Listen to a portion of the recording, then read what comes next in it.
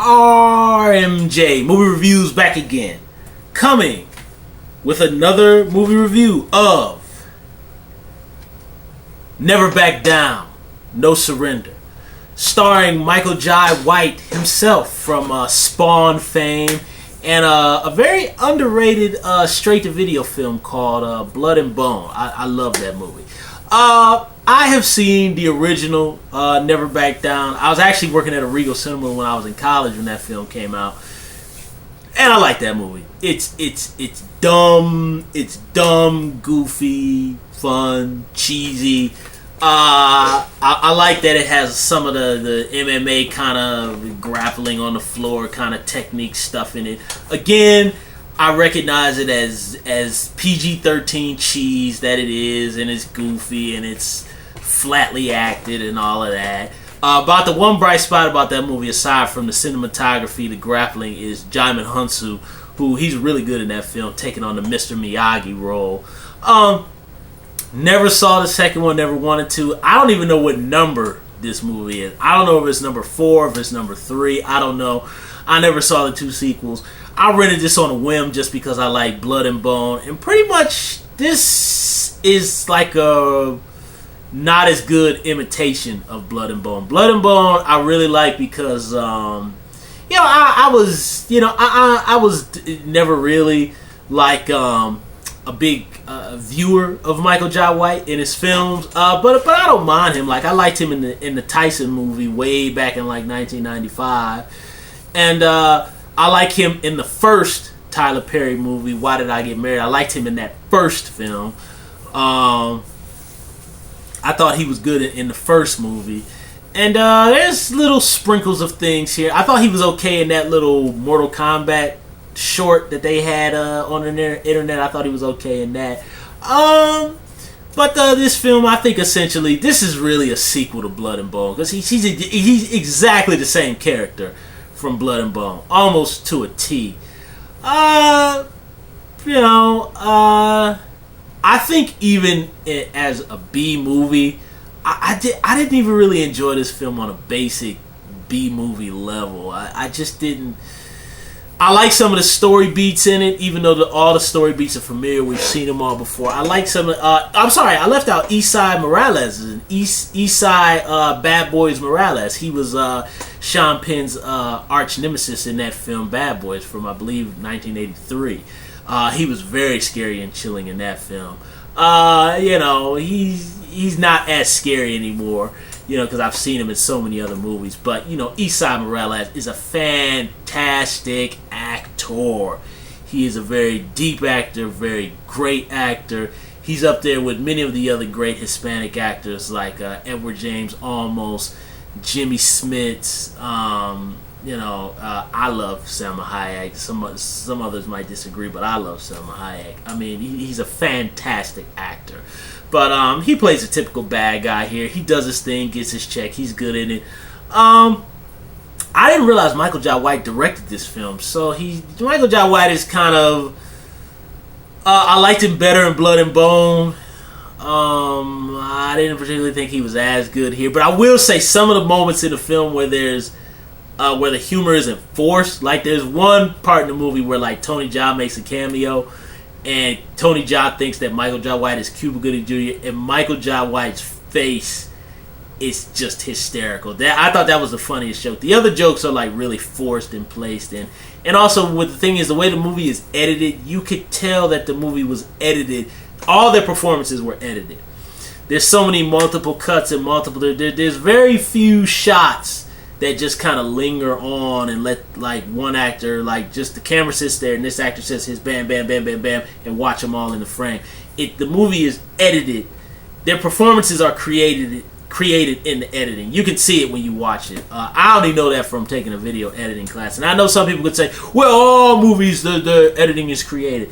I mean, watch Goodfellas, that long tracking shot where they go into the bar. Watch True Detective with Matthew McConaughey, where they got that long fight in the projects where he's running in and out of buildings and stuff. Performances aren't always created in the editing. Sometimes it's actually the actors themselves that create the performance. The acting is so stilted in this that it's really it's just really, I just hear people reading their lines, you know, and probably because it was such a low budget and filming was so tight, they just kind of had to do what they had to do. But outside of Esai Morales, everybody else is just stilted. Esai Morales is the only one who really is just like bam, bam, bam. Michael Jai White can deliver his stuff like that, but I think here he's directing.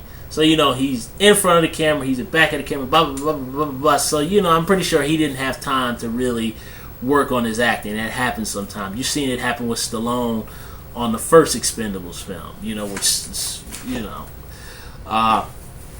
But either way, I didn't really enjoy this as a B action. I thought the story was okay. I liked some of the visuals, and some of the fights weren't that bad. The only thing is I'm kind of tired. The whole, like, Matrix thing is like played out, and I'm surprised movies still use it with the whole, like, when you do a fight you go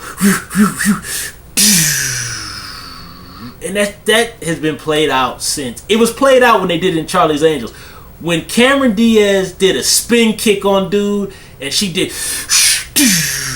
it was played out then. When Charlie's Angels did it, the Matrix camera tricks with fights was played out, and I don't know why movies still use it. You kind of really only see it in this kind of fare that's straight to Netflix and Redbox and all that. But, you know, I just didn't really enjoy the film. I mean, even just like on a basic B level, I didn't enjoy it. It was mildly entertaining. It was just very mildly entertaining. I mean, I definitely take, you know, Black Belt. I take any Don the Dragon Wilson movie, or Zero Tolerance with Robert Patrick, the straight to Thursday night action HBO movie, Slaughter of the Innocents with Scott Glenn. I would take any one of those B movie actioners over Never Back Down, No Surrender any day. And this doesn't even have any connection to the first film, at least that I can remember. And I don't know, I just didn't enjoy it. But Michael Jai White is a fantastic martial artist. In terms of visually, the way he looks on film when he fights, I really love his hand movement. Michael Jai White is very quick with his hands, and that's the thing about film martial arts. You know, like, film martial arts is very different than what it is in reality. You got a cat like Michael Jai White coming at you in reality, it's a scary thing. But on film, it doesn't look as compelling unless, like, it's somebody really quick like Jackie Chan or Jet Li. Jet Li is not really like a fighter like Michael Jai White is, but, you know, on film, Jet Li just looks more compelling. Wesley Snipes is not a fighter. Wesley Snipes is a martial artist in his training, and he's a dancer, so Wesley has a very fluid sense of movement. Like, you watch some of his kicks and, you know, some of the stuff he does in Blade 1 and 2, even tiny bits in 3, and some of the stuff he does in Demolition Man, Passenger 57, Rising Sun. Wesley Snipes' sense of body movement looks very compelling on film. Now, if you put Michael Jai White and Wesley in a fight in real life, Michael Jai White would crush Wesley Snipes. He would crush Wesley. But when you look at them on film, Wesley just is more compelling in a cinematic action world than Michael Jai White is. But Michael Jai White is the true fighter and true better martial artist in reality.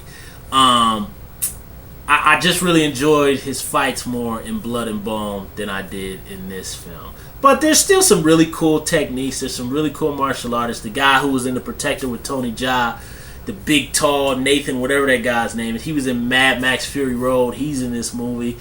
You know, I don't know. I just didn't particularly enjoy it that much. Even as B-movie fare, I didn't really enjoy it. But I did enjoy that Michael Jai White does try to...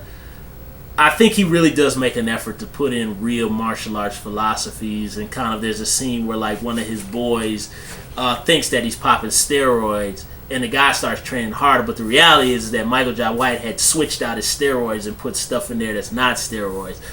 So the guy had been training real hard. He thought it was the steroids, but it was just his thought process that he had to change.